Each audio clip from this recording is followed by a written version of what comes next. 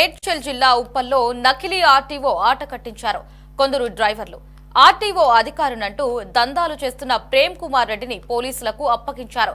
RTO అధికారులమంటూ Prem Kumar Reddy వాహనాలు ఆపి అక్రమంగా డబ్బులు వసూలు చేస్తున్నాడు. కేసు బుక్ చేసి వాహనం సీజ్ చేస్తానని బెదిరించడంతో అనేక మంది ఫోన్ పే ద్వారా ₹1000 అతనికి చెల్లించి మోసపోయారు.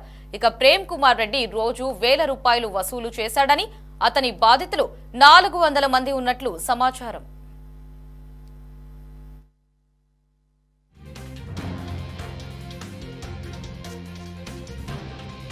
సార్, నా పేరు తిరుపతయ్య. నేను రామంతపూర్లో ఉంటా. నేను కాంక్రీట్ మిల్లర్ వర్క్, ఈ బిల్డింగ్ స్లాబ్ లేచే పని చేస్తాం. మేము అందరూ అదే పని చేస్తాం. ఫేక్ ఆర్టీఓ మాకు ఒక 1 year అబోవ్ అవుతుంది.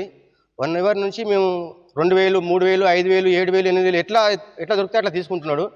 మేము ఆయన గురించి బాగా 2-3 రోజులు బాగా తిరిగినాము, దొరకలేదు మాకు. ఈ రోజు దొరికిండు.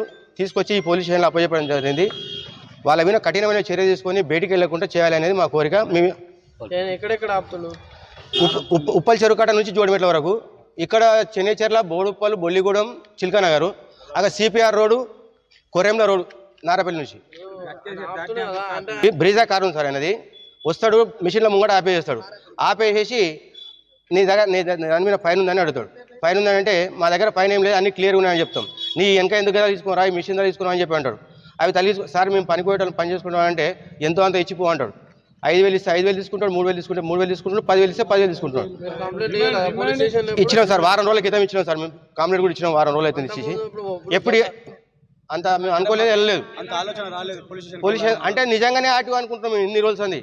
ఈ ఫేక్ ఆర్టీఓ అనేది 1000-2000 తీసుకుని స్టార్ట్ చేసిండు. మేము ఫేక్ ఆర్టీఓ అని మేము ఆయన నిర్ధారించినాం.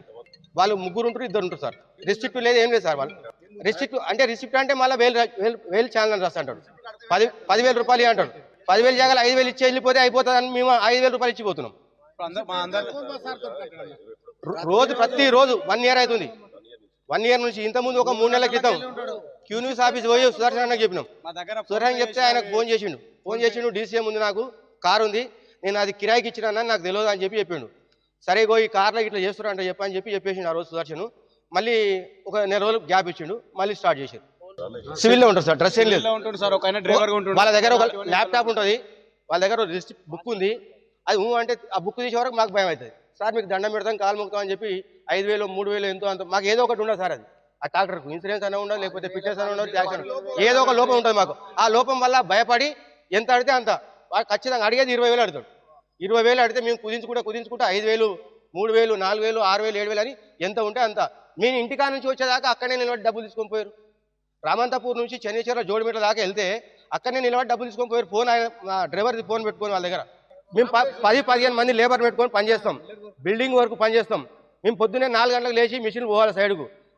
పోకపోతే వృక్ష కంకర అడ్డం పడి ఉంటాయి, మేస్త్రీలు తిడతారు. ఆ భయానికి మేము పైసలు ఇచ్చి వెళ్ళిపోతాం. 4 గంటల నుంచి 6 గంటల లోపు మా డిమాండ్ అతను తీసుకుపోయి జైలు వేయాలా, అతను కఠినమైన శిక్ష చేయాలి. ₹1000 వసూలు చేస్తుంటే మేము అప్పుడు అర్థం చేసుకున్నాం సార్. ఆర్టీఓ అయితే మటుకు 1000-2000 అడగారు.